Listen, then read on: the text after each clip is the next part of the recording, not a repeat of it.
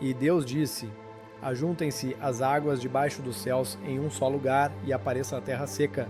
E assim foi. Deus chamou a terra seca de terra, e ao ajuntamento das águas chamou mares. E Deus viu que era bom.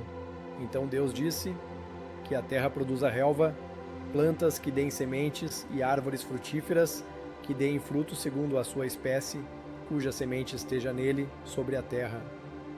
E assim foi. E a terra produziu relva, plantas que dão sementes, segundo a sua espécie, e árvores que dão fruto com sua semente dentro, segundo a sua espécie.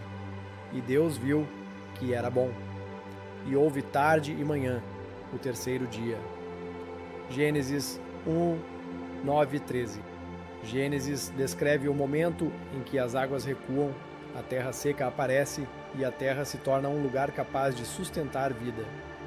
Na reconstrução científica da história da Terra, essas mudanças também ocorrem na mesma sequência.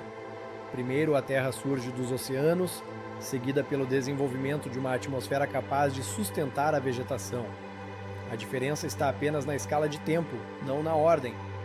Nos primeiros tempos da Terra, pequenos pedaços de crosta sólida esfriaram o suficiente para formar ilhas cercadas por um vasto oceano global.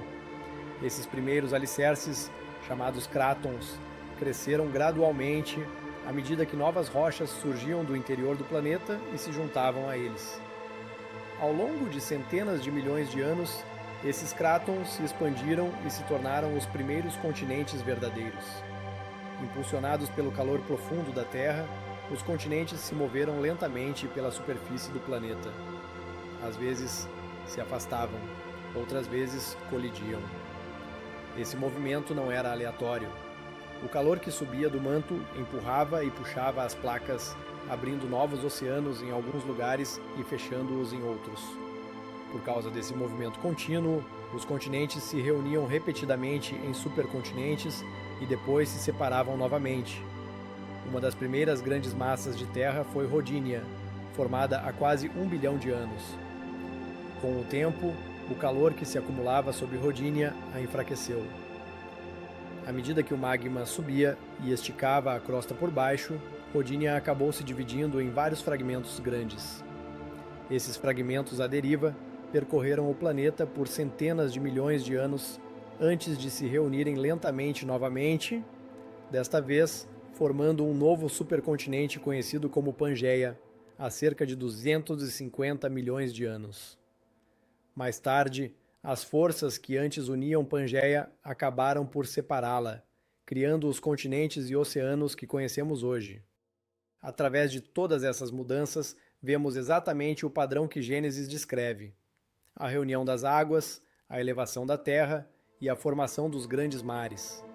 Enquanto isso, a atmosfera da Terra passava por sua própria transformação, preparando o planeta para sustentar a vida.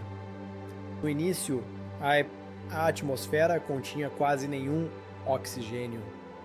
Em vez disso, era composta por gases vulcânicos, dióxido de carbono, metano, nitrogênio e vapor de água. Mas nos oceanos, organismos minúsculos já estavam trabalhando. Os primeiros micróbios, capazes de usar a luz do sol para produzir sua própria energia, começaram a liberar oxigênio como subproduto.